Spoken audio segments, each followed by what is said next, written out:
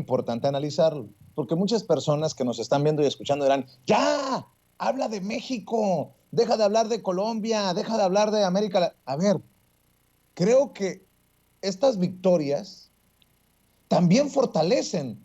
a un López Obrador, a un México que negocia con Estados Unidos, por ejemplo,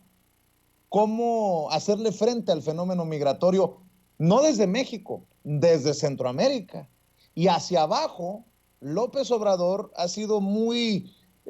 fuerte con su postura de que Estados Unidos cambie su visión hacia Latinoamérica. Y creo que de alguna manera, digo, a lo mejor suena muy fuerte decir que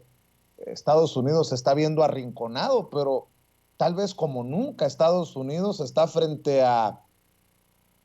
su visión imperialista, su visión monroísta, en momentos en que va perdiendo bastiones en América Latina. Y eso también abre, hay que decirlo, la posibilidad de que tal vez presidentes que han ganado elecciones que no son tan de izquierda o criticados por jalarse al medio como Gabriel Boric, puedan también negociar con Estados Unidos. Pero me llama mucho la atención cómo lo que ocurre abajo, o sea, abajo me refiero al continente, hacia el sur, también puede fortalecer a un López Obrador a la hora de entablar esa relación que prometió Biden de iguales. Es por eso que creo que resulta relevante hablar de estos temas para México, porque es tema de México lo que está ocurriendo al sur, o al menos así lo entiendo, Manuel. Sí, en México tenemos bueno, la prensa mexicana en general tiene una maña o cierta tendencia a ser muy, muy casera. Entonces, muchas veces los temas internacionales como que no estamos acostumbrados a ellos, ¿no? Realmente en los gobiernos anteriores no había una política exterior real, sino era nada más someterse a los dictados de Washington y estamos pues participando o viviendo por primera vez en muchos años de una auténtica política exterior en el caso mexicano, y por eso también la trascendencia de hablar de estos temas de América Latina, que por cierto, en el caso concreto de Colombia, que yo lo vengo siguiendo así de manera muy directa hace 2 años, hubo todo un proceso de manifestaciones, de protestas muy álgidas que fueron interrumpidas por la pandemia, y a mí en todo este proceso me ha llamado mucho la atención cómo la gran prensa corporativa latinoamericana, los grandes diarios de la oligarquía latinoamericana y la prensa también, por ejemplo, la prensa española o la prensa hemisférica en Occidente, la prensa estadounidense, los grandes medios occidentales habían tapado, ocultado, minimizado completamente lo que estaba ocurriendo en Colombia. Por eso ahora muchos se sorprenden de este revés histórico que se ha venido construyendo durante los últimos 2 años. Entonces yo creo que el triunfo del pueblo colombiano en las elecciones ayer es muy importante porque está simbolizando un proceso histórico que estamos viviendo en América Latina. En América Latina hoy existe una rebelión democrática frente a las derrotadas oligarquías neoliberales que habían ejercido el poder de manera muy clara durante los últimos 30 años y que de alguna manera el debilitamiento de la hegemonía estadounidense a raíz de sus problemas internos es un factor que no podemos obviar en toda esta ecuación. Recordemos que a final de cuentas el gobierno actual de Joe Biden, la presidencia de Estados Unidos, es una presidencia muy débil. Biden no ha podido consolidar ese liderazgo a pesar de que pues, ganó con una diferencia ajustada en las elecciones presidenciales de su país, con todo el conflicto de la toma del Capitolio, etcétera, que habla y evidencia pues que los problemas internos que está teniendo Estados Unidos se están traduciendo también en una debilidad en su política exterior que no ha podido imponer como lo hizo a lo largo de la segunda mitad, sobre todo del siglo XX, y que estamos en un proceso de reconfiguración de fuerzas a nivel continental. Entonces me parece que lo de Colombia ayer fue muy emblemático porque lo de Brasil, si llega a ocurrir en noviembre, digamos que podría ser un poco más dentro de lo esperado debido al desastre que ha sido el gobierno de Jair Bolsonaro en Brasil. pero lo de Colombia ayer es de llamar la atención porque se logró derrotar a una maquinaria muy fuerte como lo era el uribismo, que pues para la gente que no lo tenga muy presente, hagan de cuenta que era como la versión salinista, calderonista de Colombia, ¿no? Álvaro Uribe, un cacique que alimentó durante mucho tiempo a grupos paramilitares en Colombia con una especie de guerra contra el narcotráfico, con lo cual era muy afín al mismo Felipe Calderón, y que se utilizó este asunto de la mano dura contra los cárteles de la droga como una estrategia contrainsurgente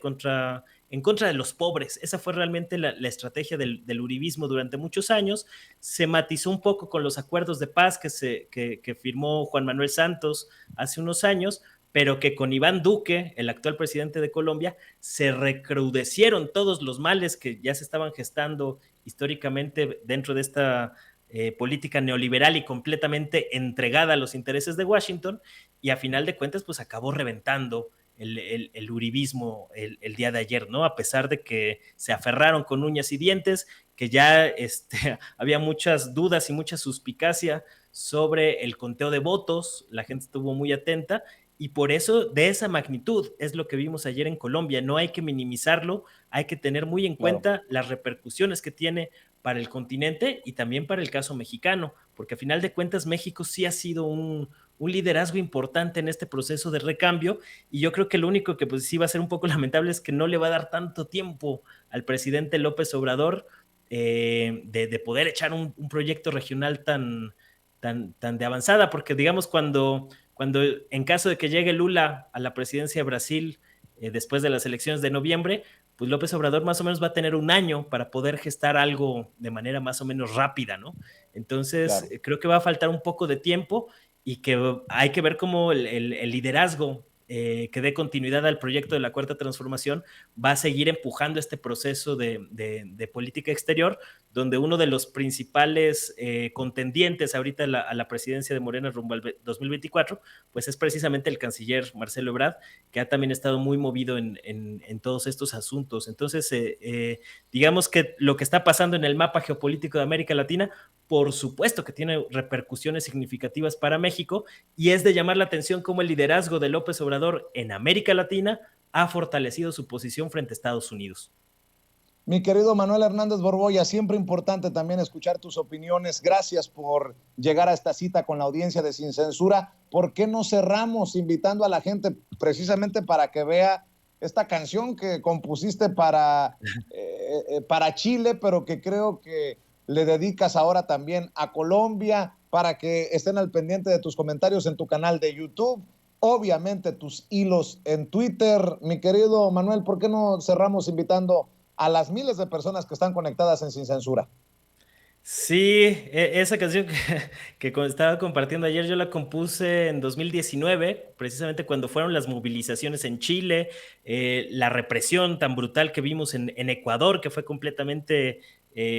bloqueada por la gran prensa corporativa. Después vino el golpe en Bolivia y vinieron las protestas también en Colombia. Es decir, en los últimos años hemos vivido una sacudida democrática en América Latina, y esa canción surgió en ese contexto, y creo que le quedaba como anillo al dedo a lo que vimos ayer en Colombia. El nombre precisamente es por eso, el pueblo se levanta, y pues invitando aquí a la gente a ver qué les parece esa faceta musical, y vamos a estar hoy por la noche comentando este tema de Colombia en mi canal de YouTube, Manuel Hernández Borboya, a las 10 de la noche. Y pues hago una atenta invitación a que me sigan, se suscriban al canal, y por ahí vamos a estar subiendo algo de información, igual en el Facebook, Manuel Hernández Borboya Periodista, y en Twitter, @Manuel H. Borboya. Muchas gracias, Vicente, por abrir los micrófonos para comentar este acontecimiento tan significativo para la historia de nuestra América Latina, y muchas gracias también a la audiencia de Sin Censura.